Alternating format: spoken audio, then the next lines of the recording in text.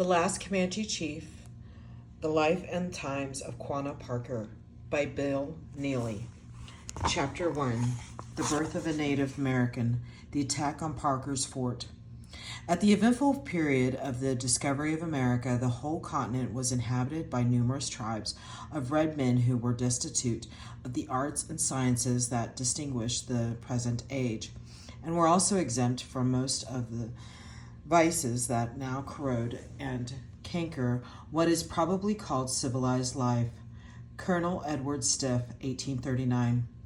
Sometime around 1850, in a Comanche teepee, Quanah Parker, the last chief of the Comanches, was born.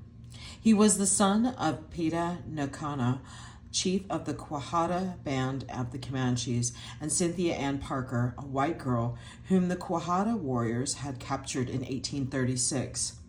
Parker was a name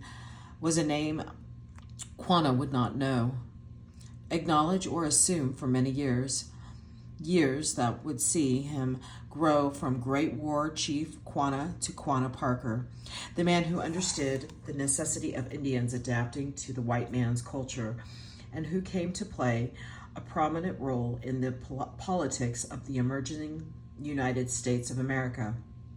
Quanah the chief would lead his warriors against the U.S. Army and the Texas Rangers, and then in the late 19th century become a ranger and cattleman, a capitalist in the tradition of the Gilded Age. The birth of this child to an Indian father from a doomed culture and a white mother from the encroaching one is peculiarly symbolic of the times that led up to the birth of the new nation. The Comanche raid that led to Cynthia Ann Parker's capture took place on a quiet morning in late May of 1836.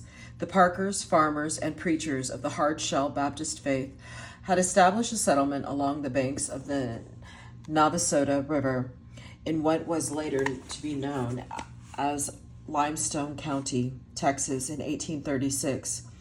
The area was part of the Comanche, a vast territory claimed by the several bands of the people. The Comanches and their allies, Elder John Parker, along with his wife and sons, daughters, in-laws, grandchildren, and friends, had made a tactical error in locating their Parker's Fort farther west and north into Comanche than any American immigrants had ever settled. They might have taken a lesson from the Spanish who had preceded them. In their centuries-long effort to populate Texas, the Spanish had in 1774 established a village called Pueblo de Bicari along the banks of the Trinity at the crossing of the San Antonio Road. It prospered until the Comanches swept down in 1778. The settlers armed themselves and managed to kill 3 of the Indians, but the warriors returned and stole over 200 horses. Now the terrorized inhabitants dared leave the village only to hunt, and even then they had to do so in large parties. They could not plant their crops and had to guard their remaining stock night and day. Soon the Bucalary was a ghost town, as these settlers moved back to safer territory. 2 generations later, the Parkers chose a spot north and west of the old site of the Bucalary, even deeper into Comanche. They had no fear of Indians. They had fought Indians from Georgia to Tennessee to Illinois. Also, the Parkers had a mission to bring their Baptist doctrine to the wilderness. The elect, said Elder Daniel Parker, son of Patriarch Elder John, a wrathful people, because they are the natural enemies of the non-elect. So the Parkers, confident in their ability to subdue Indians in Texas, as they had in previous locations, set work in late spring of Texas' first year as a republic to raise crops, enjoy their families, and propagate the gospel according to the Articles of Faith in the Pilgrim Church. Article 8 states that it is the duty of the Church of God to distinguish herself from all false sects, fellowship, or Christian union with anyone who disagreed with the Pilgrim doctrine was forbidden. The Church's attitude toward natural men, as stated in Article 10, was we believe that the church or kingdom of God set up in the world is a spiritual kingdom that men in a state of nature cannot see it, unquote.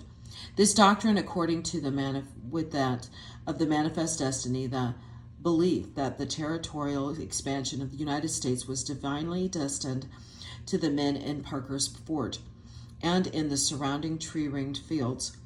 The red man was a savage, a heathen. Each Sunday, the Parkers engaged in the exercise of making the home of the savage, vocal with hymns of praise. God's power, they believed, would sustain the energy of his children and direct them through the Holy Scriptures in the way they were to live. Among the millions of Americans along the edge of the frontier who were slowly inching west past burning stumps and their echoing ring of the axe, the Parkers believed it was their manifest destiny to possess the land. Newspapers from their eastern seaboard to Chicago agreed, urging the restless growing population to settle the wilderness. In 1845, John O'Sullivan wrote in the United States Magazine and Democratic Review, "Our manifest destiny is to overspread the continent allotted by Providence for the free development of our yearly multiplying millions," unquote. So persuasive was the sentiment favorite of the spreading of the English language and conservative Protestant theology west of the Appalachians that even men who could not read believed in this mission. The Comanches who appeared on the clearing in front of the Parkers' fort that May morning had a mission of their own. They were living out the generations-old rite of spring in Comanche. They were on a raid. This was as natural to them as the grass greening in the early spring and as regular as the rising of the new moon. Comanche warriors, being men, were subject to the vanity of men in whatever society to be respected. These men had to prove their bravery. One way was by touching an enemy, preferably before killing him. Although the touching could be counted on dead foes as well. Stealing was another badge of honor, because it deprives one's enemy, white or red, of his animals, was to render him helpless before these fabled horsemen, virtual centaurs of the plains. These young Comanches, sitting their horses in front of Parker's Fort this day in May, had an opportunity to improve their status in their own villages and bring honor to the tribe. And they were ready. They had smoked their sacred war pipe and prayed to the Great Spirit for good fortune in this raid. They had painted themselves and their horses and danced the war dance. They were armed with 14-foot lances and bows and arrows, and were more than a match for any number of unmounted men who had to reload their rifles after each shot, a process that took 60 seconds if you were good at it. In a minute's time, 20 Comanche arrows could be flying toward a rifleman with enough force to pass completely through a buffalo bull. Estimates of their numbers vary from 5 to 800. There had to have been a larger purpose than the usual raid to account for these numbers. Probably this was the start of a drive to rid Comanche of the Americans, as the Comanches had only recently succeeded in doing with the Spanish and Mexicans to protect their hunting grounds. Within the fort, the Parkers had only a handful of men. The previous year, Silas Parker had been selected as an officer in the Texas Rangers, organized in 1835 as groups of mounted law officers to protect the settled areas of Texas while the Army was otherwise occupied with the impending war with Mexico. Silas was responsible for gathering neighboring farmers to range the country between the Trinity and the Brazos River. On this spring day, however, the men of his command were widely scattered across the thinly populated land. Texas was to lose a good man in the attack the Comanches were about to mount. No ranger ever fought with more courage against greater odds than did Silas Parker. That day, when his daughter Cynthia Ann and his son John were captured, the Parkers, for all their pity, were fighters in the tradition of the frontier, warriors in their own right. Elder John Parker had fought in the Revolutionary War against Great Britain. Others had been with Jackson at the Battle of New Orleans. They had fought foot Indians in the forests far to the north and east of the Navasado. Now, however, they were facing, in the words of the historian T.R. Fehrenbach, quote, conditions, human and geographical, of which they had no knowledge or experience, and against which their tried and true techniques and organizations did not serve, unquote.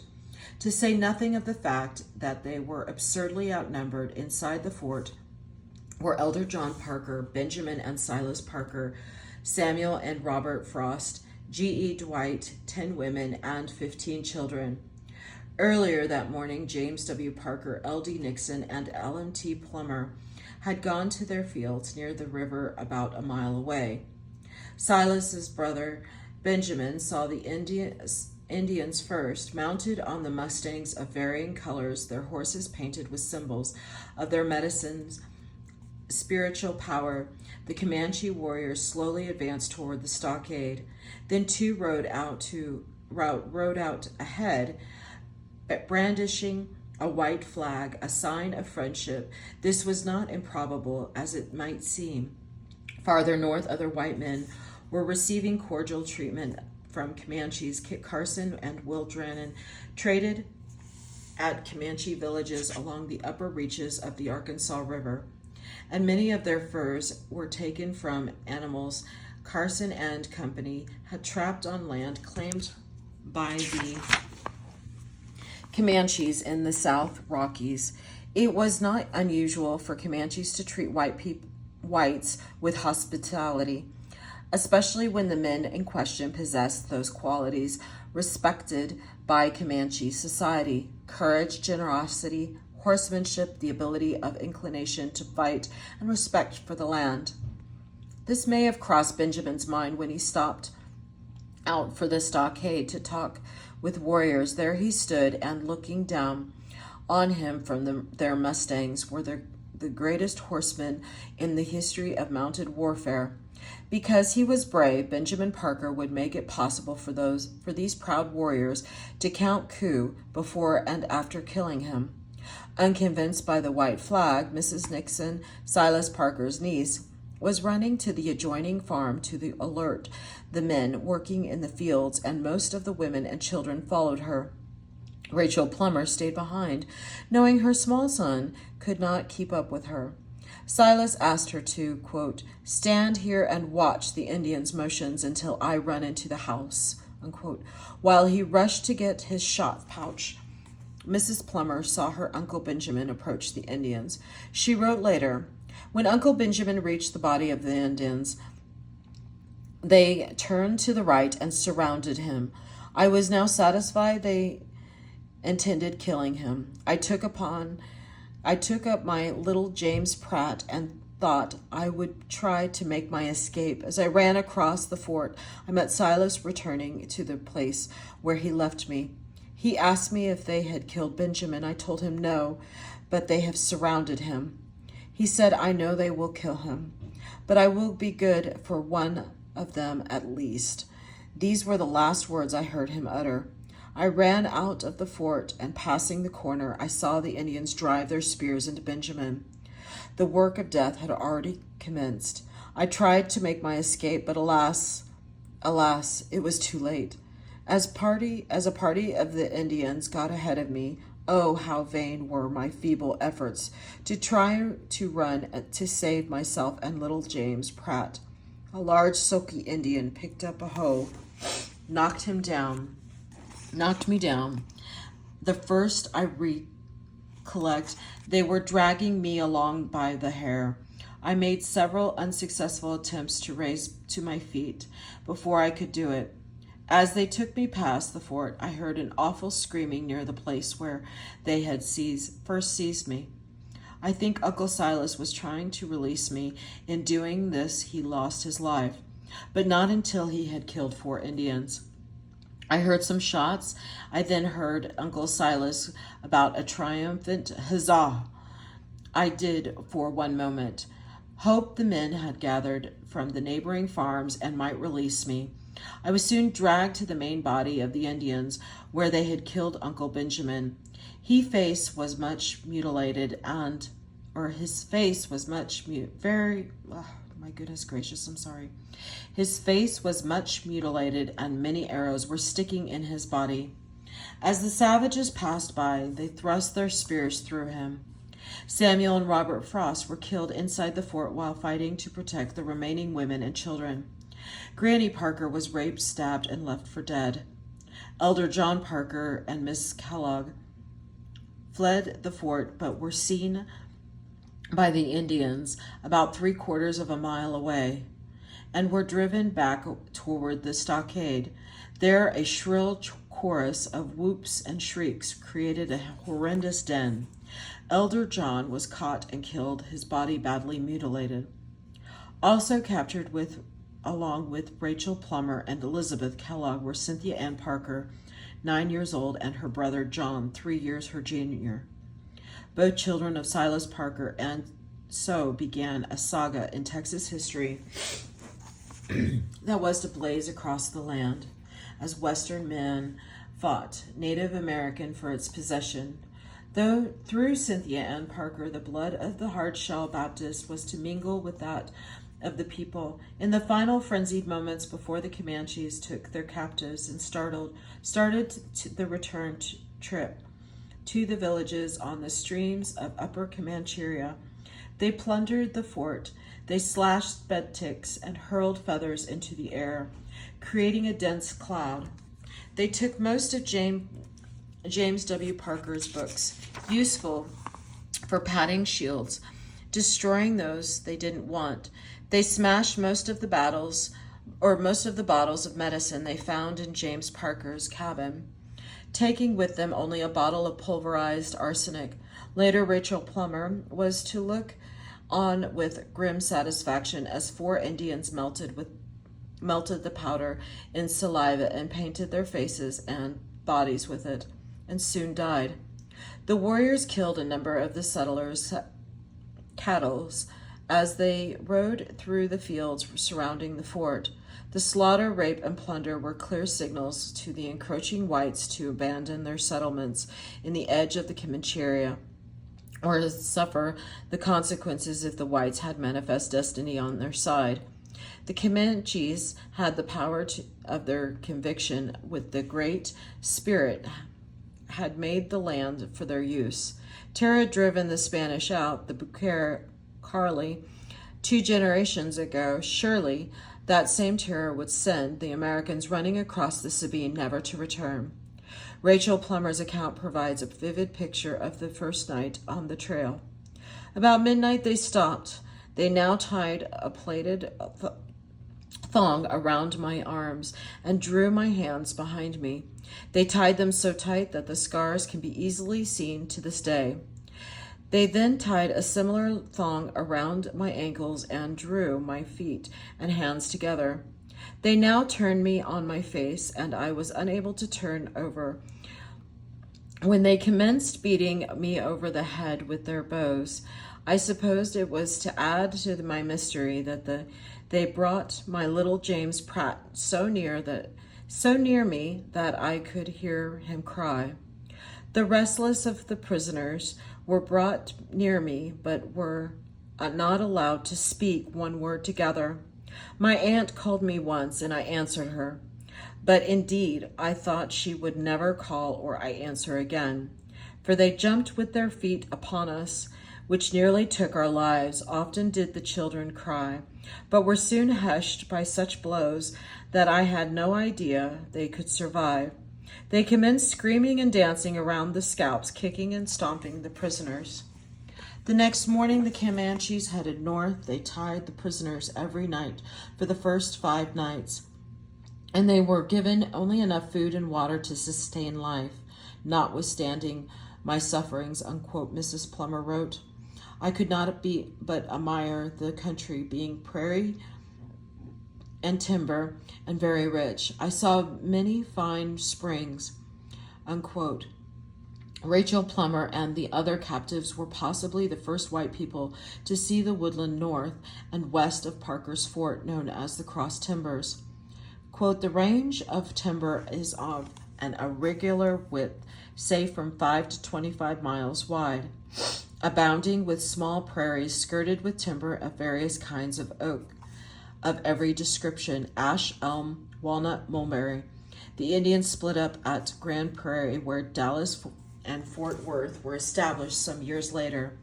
Elizabeth Kellogg went with an allied band, Mrs. Plummer, and James Pratt with one band of Comanches, and Cynthia Ann and John Parker with another. Cynthia Ann would soon forget her Baptist faith, but surely prayer must have sustained her in the early days of her captivity. For children of 9 on the frontier were mature beyond their years, and she had learned her Christian lessons from infancy. Frontier conditions taught self-reliance and courage. It took courage and work to tackle the land and make it nourish the alien seeds. So it was a strong and courageous Cynthia Ann who went about adapting her to her new environment. The environment demanded hard work from the women. All Comanche girls were taught to cut wood and build fires, to dismantle and put up a teepee, to skin and butcher game, especially buffalo. Hides had to be tanned. Making buffalo hide into soft, supple robe was exhausting labor, and this was the captives were forced to do, tromping a mixture of deer brains and basswood bark deep into the freshly scraped buffalo hide, often for days, until the women in charge approved of the robe's condition. Some of the Comanche women were humane to the captive, while others were brutal. Rachel Plummer's overseers beat her frequently and forced her to work constantly. On one occasion, Mrs. Plummer struck back, tired of the grinding existence to which fate had subjected her. She longed for death, and she attacked her Comanche tormentor with a large buffalo bone, assuming she would be killed for doing so, but no one interfered as she beat the other woman, leaving deep cuts on her face and head. At last the white captive relented, dropped her club, and began to wash the woman's wounds. It was a turning point. She had earned respect both for the beating and for the show of compassion. Several of the men who had witnessed the fight congratulated Miss Plummer for her courage, and one of the tribal elders told her that the Great Spirit had blessed her with the strength to offer mercy, as Indians seldom did to a fallen foe. From that moment on, Rachel Plummer was treated with respect and was known as the, quote, the fighting squaw. Because she was a child, Cynthia Ann was more fortunate, even though she, like the others, was bound and beaten in the early days of her captivity. Her sufferings were probably brief in the comparison to those of the adults. Captive children and young teenagers adapted quickly to Comanche culture, picking up the language, customs, and religion with the thirsty skill of the young, while the adult captives, whose attitudes were already fixed, could never be more than slaves. These were usually women and those who were ransomed from the Comanches by their families, or compassionate citizens, usually died after being rescued. Captive women were virtually prisoners, subject to overwork, constant travel astride a horse, and sexual abuse. White women were always raped and made to serve the warriors who captured them. If there was a question of ownership, the woman became property of all. This treatment broke a woman's health, even that of a young woman like Rachel Plummer. She died a little over 1 year after being ransomed from a captivity of 21 months. Many of the rescued women and teenage girls returned to white society with blank, empty stares, their will broken. Even Indian women captured from other tribes were treated similarly. But often the children thrived. John Parker, only 6 at the time of his capture, grew to be a Comanche warrior. Cynthia Ann became the mother of Quanah. She must have feared the Comanches at first, especially the men. They were rough and aggressive, but as Rachel Plummer's account indicates, she and the other children were seldom beaten after the first night.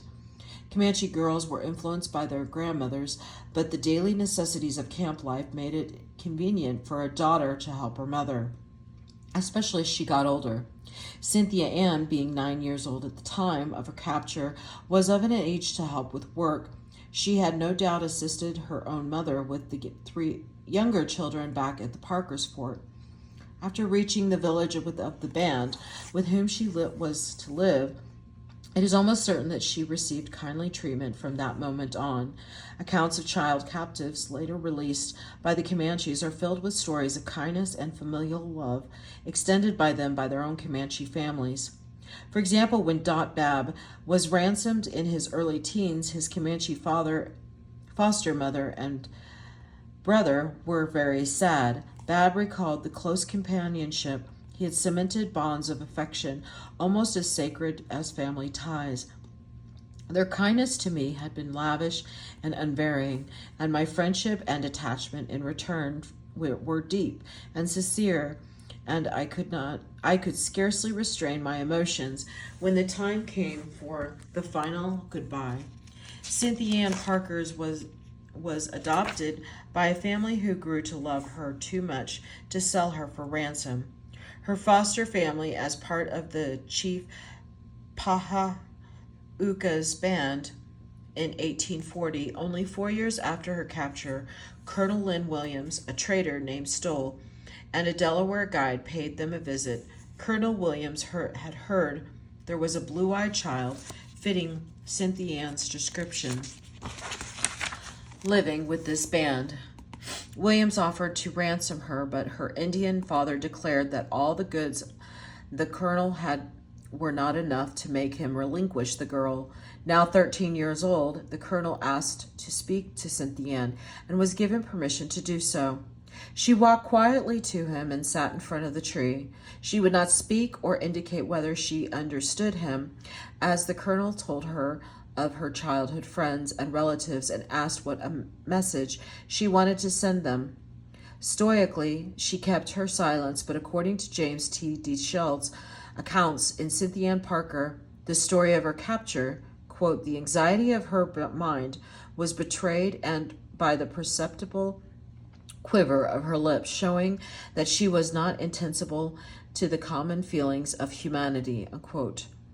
In the mid-1840s, 4 or 5 years after Colonel Williams' attempt, P.M. Butler and M.G. Lewis made contact with Cynthia Ann as officials representing the United States government, only to have their efforts to reclaim her for her white family rebuffed. In a letter to the Commissioner of Indian Affairs dated August 8, 1846, Butler and Lewis wrote, quote, we succeeded in rescuing 1 white child and 3 Mexicans.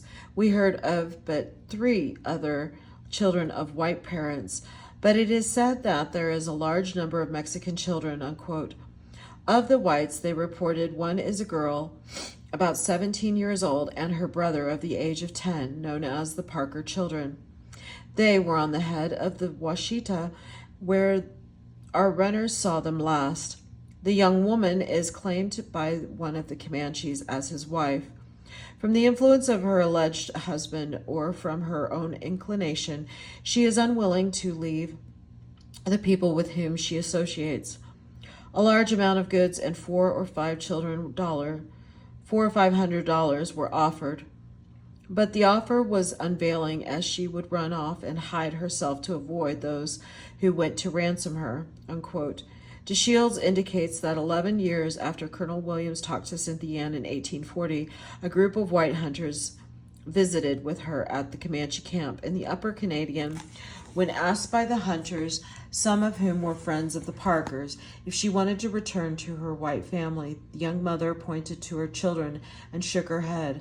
She was a Comanche now, not in blood, but in language, religion, and custom. Her husband, the renowned Chief Pita Nakona, fought for her protection and hunted to provide her food. They had children to care for, and although she couldn't know it, her firstborn was destined for greatness. This is the end of chapter 1. Thank you.